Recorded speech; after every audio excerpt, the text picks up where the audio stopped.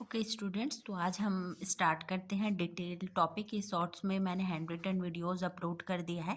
अब आपको इसमें देखना है, ये जूल थॉमसन प्रभाव से रिलेटेड आपको घुमा के क्वेश्चन पूछता है। वैसे घुमाता कुछ नहीं है एग्जाम में, आपको ये पूरे टॉपिक को शॉर्ट में या तो टिप्पणी लिखने बोलेगा, या जूल थॉमसन प्रभाव को समझाइए ये पूछता है, या बोलता है कि समझाइए कि जूल थॉमसन प्रभाव में या फिर जूल थॉमसन प्रक्रिया सरंध्र डॉट के प्रयोग में एंथैल्पी जीरो होता है। जूल थॉमसन गुणांक की परिभाषा लिखिए, या आदर्श गैस के लिए जूल थॉमसन गुणांक का मान शून्य क्यों होता है, व्युत्क्रमण ताप को समझाइए, या डायरेक्ट डेरिवेशन को पूछ देता है कि इसको एक्सप्लेन करिए करके। तो देखते हैं हम आगे जूल थॉमसन क्या प्रभाव क्या है। तो जूल थॉमसन प्रभाव को स्टार्ट करने से पहले हम ऐसा कर सकते हैं, समझ सकते हैं।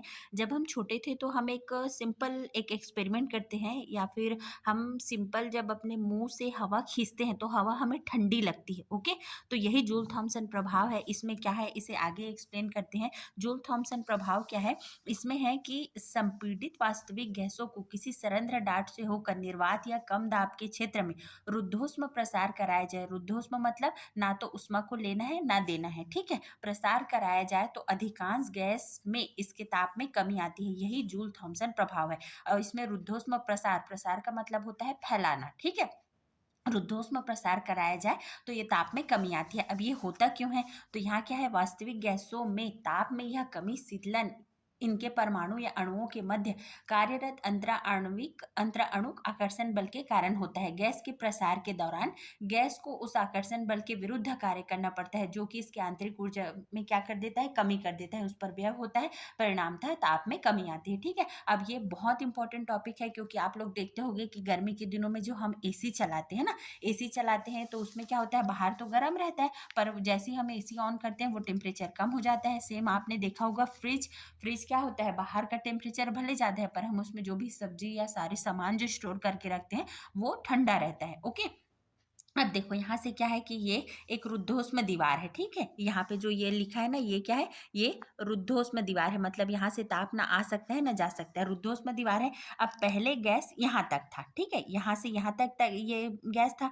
अब यहाँ से यहाँ तक यदि है, ठीक है, मतलब ये इसका लोअर एरिया और ये इसका अपर। अब उसके बाद क्या होता है, यहाँ से एक सरंध्र डॉट है, तो हमने गैस को क्या किया, यहाँ तक के इधर से ऐसे दबा दिया, तो गैस का प्रसार इधर होगा। अब इधर क्या है, इस एरिया में दाब P1, ताप ताप T1 और आयतन V1 है, ठीक है। और ये सरंध्र डॉट से गुजरने के बाद ये क्या हो जाता है, गैस का एरिया ये था पर प्रसार यहाँ तक हो जाता है, तो P2 T2 V2। और इधर प्रेशर लो है, इधर हाई प्रेशर है, ठीक है।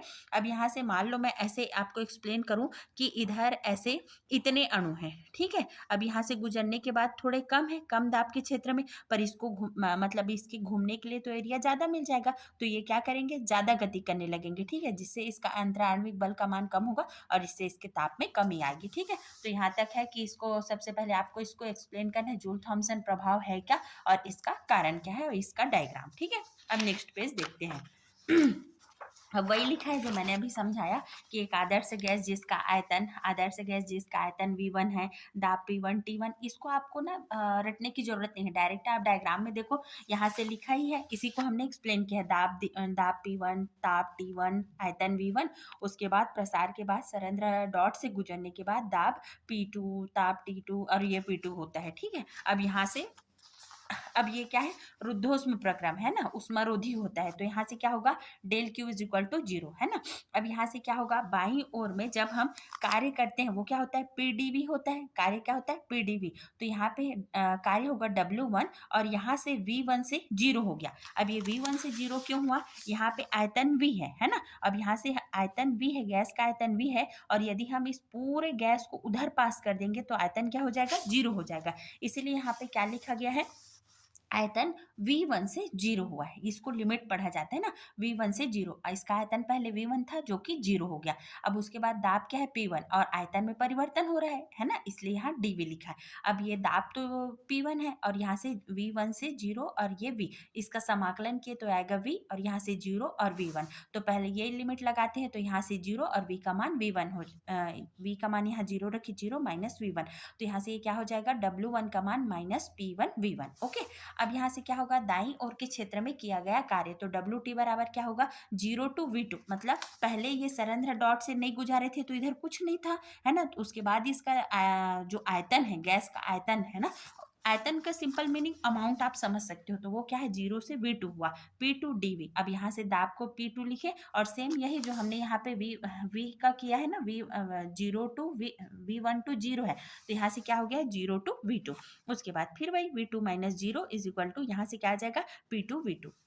अब कुल कार्य कितना किया गया, तो कुल कार्य क्या होगा, W का मान यहाँ देखो -P1V1 है, पर ये किया गया कार्य ऋणात्मक नहीं है, इसलिए यहाँ पे क्या हो जाएगा, P1V1, है ना। सॉरी, किया गया कार्य का मान यहाँ पे ऋणात्मक है ना, ऋणात्मक है, तो इसे हम क्या करेंगे, ऋणात्मक कार्य ही लेंगे, -P1V1 प्लस P2V2। अब यहाँ से ऋणात्मक कार्य और धनात्मक कार्य का क्या मतलब होता है, जब तंत्र कार्य करता है तो ये माइनस साइन होगा, जब तंत्र पर कार्य किया जाता है तो पॉजिटिव साइन होगा। ओके, यहाँ से -P1V1 प्लस P2V2।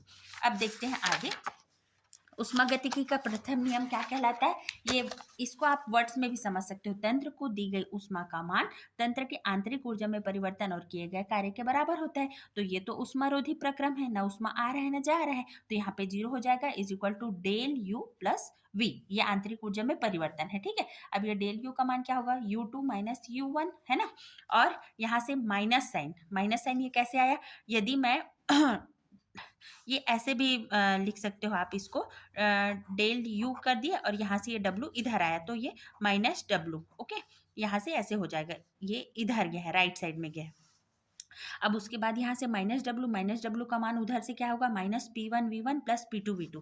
अब यहाँ से U2 माइनस U1, और ये माइनस माइनस प्लस साइन होगा, है ना, ये आई थिंक 6 या 7 का मैथ्स था, तो यहाँ से क्या होगा, माइनस माइनस प्लस हो जाएगा, प्लस P1V1, और यहाँ से ये माइनस P2V2। अब यहाँ से 2 वाले को, मतलब इसे 1 वाले को प्रारंभिक अवस्था, 2 वाले को अंतिम अवस्था बोला जाता है, तो U2 के साथ ये आ जाएगा, इधर आएगा प्लस, और ये P1V1 ये, और यहाँ का U1 इधर, तो ये क्या हो गया, ये एंथैल्पी H2 और H1, तो H2 minus H1 is equal to 0, तो यहाँ से क्या हो रहा है, ये डेल H का मान 0, तो ये हम बोल सकते हैं कि जूल थॉमसन के सरंध्र डॉट के प्रयोग में संपूर्ण प्रक्रिया में एंथैल्पी प्रक्रम का मान शून्य होता है, या एंथैल्पी में परिवर्तन, एंथैल्पी प्रक्रम नहीं, यहाँ पे हम लिख सकते हैं प्रक्रम के बजाय परिवर्तन, एंथैल्पी परिवर्तन शून्य होता है, ठीक है, इसको थोड़ा सा करेक्शन करना पड़ेगा, प्रक्रिया में एंथैल्पी शून्य होता है। अब देखते हैं जूल थॉमसन गुणांक है क्या, तो जूल थॉमसन गुणांक है क्या, इसकी परिभाषा ये है, जूल थॉमसन के सरंध्र डॉट के प्रयोग में, एक ही चीज को आपको बार बार लिखना रहता है, केमिस्ट्री में अच्छी बात ये होती है, आपने एक बार कॉन्सेप्ट समझ लिया फिर उसे ही एक्सप्लेन करना है। तो ये क्या है, गैस को सरंध्र डॉट से गुजारने पर गैस के ताप में कमी आती है और संपूर्ण प्रक्रम में एंथैल्पी स्थिर होती है, हमने अभी पढ़ा है, इसलिए इसको मैं एक साथ एक ही वीडियो बना रही हूँ ताकि इसमें आपको कहीं डाउट ना रहे, है ना। एंथैल्पी यहाँ पे 0 है, तो यहाँ पे क्या होगा, उपर्युक्त प्रक्रम में प्रति इकाई दाब में कमी क्या होगा, P2 माइनस P1, पहले दाब P1 था वो P2 हुआ, तो ये डेल P हुआ, और दाब क्या है, पहले T1 था, दाब T2 हुआ, तो डेल T, है ना। तो इसको हम कैसे करेंगे, यहाँ से दाब और ताप, ठीक है, दाब को हम क्या है, दाब को ही हम चेंज कर रहे हैं जिससे ताप में परिवर्तन हो रहा है, इससे del T upon del P, और ये बाहर में H लिखा है, ये ऐसे थर्मोडायनेमिक्स में ब्रैकेट के बाहर यदि जो भी PVT या H लिखा जाता है ये कांस्टेंट होता है, ठीक है। तो डेल T और डेल P यदि दोनों ऋणात्मक है, ठीक है, ये छोटा सा मैथ्स है, यदि मैं बोलूँ कि बाय द वे -2 अपॉन या -4 अपॉन -2 इज इक्वल टू क्या आएगा, 2 आएगा, यदि दोनों ऋणात्मक है तो ये क्या होता है, पॉजिटिव होता है, वही बात बोला है, डेल T और डेल P दोनों ऋणात्मक है तो उपर्युक्त अनुपात धनात्मक होगा, यही ताप में कमी को दर्शाता है, और अधिकांश गैसों के लिए क्या होता है, धनात्मक होता है, ठीक है। अब ये है कि यदि डेल P का मान 0 की ओर अग्रसर हो, डेल P का मान, यहाँ पे उपर्युक्त अनुपात वही है del T upon del P और H, इसका सीमांत मान जो है del P is tends to 0, इसे टेंस टू पढ़ते हैं, यदि ये मान टेंस टू 0 हो जाए, है ना, तो यहाँ से क्या होगा, ये यहाँ से देखो लिमिट लगा है तब इसे त्रिभुज वाला, इसे भी डेल पढ़ा जाता है, इसे भी डेल, पर यदि कहीं पर लिमिट लग के डेल P टेंस टू 0 है और यहाँ से del T upon del P H, तो ये ऐसा वाला डेल में कन्वर्ट हो जाता है, तो वही है जूल थॉमसन गुणांक, स्थिर एंथैल्पी पर ताप के सापेक्ष दाब के सापेक्ष ताप के परिवर्तन की दर को दर्शाता है। इसे जूल थॉमसन गुणांक कहते हैं। तो आप समीकरण से भी पढ़ना सीख सकते हो। जूल थॉमसन गुणांक का मान स्थिर एंथैल्पी पर दाब के परिवर्तन के सापेक्ष ताप के परिवर्तन की दर को दर्शाता है। दर मतलब अनुपात है ना, हम बटे पढ़ते थे ना, वही है। और यदि हम ग्राफ खींचेंगे ना टेम्परेचर और इसके मध्य, तो ये ढाल निकालते हैं। ये 9th या 10th में पाइथागोरस प्रमेय पढ़ते थे। डेल टी और ये डेल पी, तो हम पाइथागोरस का प्रमेय लगा के, तो यहाँ से इसके मान को निकालने पर उस बिंदु किसी भी बिंदु पर वो ढाल जो है इसके मान को बताता है। ओके, अब इसका प्रकृति कैसे होगा? तो जूल थॉमसन यहाँ से ये है कि इसका प्रकृति कैसे होगा। यदि म्यू जे टी पॉजिटिव है तो गैस में ताप में कमी आएगी, मतलब गैस में शीतलन होगा, ठंडा हो जाएगा गैस। और यदि इसका मान निगेटिव है तो क्या हो जाएगा, म्यू जे टी का मान निगेटिव आया तो क्या होगा, म्यू जे टी का मान निगेटिव है तो गैस का तापन होगा। और यदि म्यू जे टी का मान 0 है तो वो ना तो गैस गर्म होगी ना ठंडी होगी, और यही क्या कहलाता है, व्युत्क्रमण ताप कहलाता है। अब ये आप नोट से पढ़ सकते हो। इसमें डेल पी का मान सदैव ऋणात्मक होगा, तो ताप की कमी के कारण ये भी ऋणात्मक होगा, तो ये धनात्मक होगा, इससे गैस का शीतलन होगा। ये थोड़ा थ्योरी है जो मैंने अभी समझाया है। अभी आपके एग्जाम में कई बार ये पूछा जाता है, prove that mu J T is equal to 1/cp 2a/RT minus B. A और बी ये वॉन्डरवॉल स्थिरांक होता है, T temperature, R gas constant होता है। अब देखते हैं ना, mu J T is equal to, इसको आप ना ऐसे पढ़ के ही याद करो, है ना, थोड़ा सा समझना पड़ेगा। स्थिर एंथैल्पी पर दाब में परिवर्तन के साथ ये ताप के परिवर्तन की दर को दर्शाता है। ठीक है, mu J T is equal to del T upon del P H. अब जो एंथैल्पी है वो दाब और ताप के ही परिवर्तन, दाब और ताप का फलन है। अब इसको आप कैसे समझ सकते हो, ताप और दाब का कैसे फलन है, क्योंकि हमने दाब को क्या किया, दाब में परिवर्तन किया जिससे गैस का टेम्परेचर चेंज हो रहा था, है ना। तो H is a function of P and T। अब यहाँ से DH इज इक्वल टू वही है, हम इसका क्या करेंगे, अवकलन करेंगे। DH, अब यहाँ से एंथैल्पी है ना, यही H लिए है, तो यहाँ पे देखो DH लिखिए अपॉन DT। और यहाँ देखो, यहाँ पे बाहर में P है, यहाँ डेल T है तो यहाँ पे DT होगा, यहाँ पे डेल P है तो यहाँ DP होगा। और दोनों में H क्यों है, क्योंकि यहाँ पे देखो H है ना, अवकलन का एक रूप है। H देखो DH, यहाँ से हमने लिखा DH और यहाँ पे लिखा डेल एच, और यहाँ पे P है तो यहाँ T है, यहाँ डेल टी और DT, ऐसे करके थोड़ा सा मैथ्स है। मैथ्स वाले बच्चों को दिक्कत नहीं होगी, पर बायो वालों के लिए भी कोई टफ नहीं है। ओके, अब यहाँ से क्या होगा, DH इज इक्वल टू इतना, तो क्या है, स्थिर दाब पर ऊष्माधारिता का मान है, तो ये क्या हो गया, CP/DT plus del H del P और T और DP। अब ये तो ये वही है, स्थिर दाब पर ऊष्माधारिता का मान है। अब पूरे प्रक्रम में ऊष्माधारित जूल थॉमसन के प्रयोग के दौरान ना पूरे उसमें एंथैल्पी परिवर्तन शून्य होता है, तो यहाँ पे हमने 0 रखा, is equal to CP/DT plus del H upon del P T DP। अब इसको मैं इधर कर दूं तो यहाँ पे माइनस आ जाएगा। ओके, ये इधर जाने पर माइनस साइन के साथ आएगा। अब यहाँ पे क्या है, del H upon del P T और DP इज इक्वल टू, यहाँ हमने बस इसको लेफ्ट साइड से राइट साइड लाया, समीकरण 1। अब इस समीकरण के दोनों पक्षों को हम क्या करेंगे, DP से भाग देंगे, मतलब ये तो सेम रहेगा, इसके बदले में इसके नीचे DP लिख देंगे और इसके नीचे DP लिख देंगे, वो सेम यहाँ लिखा गया है। ओके, और ये आप इसको ना आप अपने कॉपी में लिख के देखना, तभी ये कॉन्सेप्ट क्लियर होगा। अब यहाँ पे क्या होगा, del H upon del P और ये T, ठीक है, और ये DP कट गया, यहाँ पे आएगा 1, तो 1 को लिखते नहीं है। ओके, और यहाँ क्या है, del T upon del P और यहाँ से H। अब जब यहाँ डी कब लिखते हैं, जब बाहर कोई नियतांक नहीं लगा रहता, डी वाला फॉर्म जब ऐसे कोई ब्रैकेट करके बाहर नियतांक नहीं रहता। अब हमने जब ऐसे ब्रैकेट लगा दिया, बाहर में H लिखा है, तो इसे ये वाला लिखते हैं, डेल लिखते हैं। ओके, अब यहाँ से क्या होगा, del H upon del P और ये T लिखा है, ये वाला terms is equal to minus CP, यहाँ से ऐसा होगा। ठीक है, अब ये इधर आएगा तो क्या होगा, 1 के बटे में हो जाएगा, है ना, इधर हर में आ जाएगा, अंश और हर आप लोग समझते होंगे, तो यहाँ से ये क्या हो जाएगा, -1/CP और del H upon del P T is equal to DT upon del P H। तो ये वही है कि स्थिर एंथैल्पी पर दाब में परिवर्तन के साथ साथ ताप में परिवर्तन की दर ही क्या कहलाता है, जूल थॉमसन गुणांक कहलाता है। तो ये mu J T is equal to -1/CP del H upon del P T। और ये जो है एंथैल्पी जो है आंतरिक ऊर्जा और किए गए कार्य के योग के बराबर होता है। तो यहाँ पे H के जगह में हम क्या लिख देंगे, देखो यहाँ पे H के जगह में क्या लिख देंगे, U प्लस PV। अब उसके बाद फिर वही है कि -1/CP, ब्रैकेट को ओपन कर दिए, del U upon del P, बाहर में T, फिर ये -1/CP डेल, यहाँ से क्या हो जाएगा, PV। ये वही है, 7th का मैथ्स है जो कोष्टक को हल करते हैं, ब्रैकेट को बाहर में T लिखा।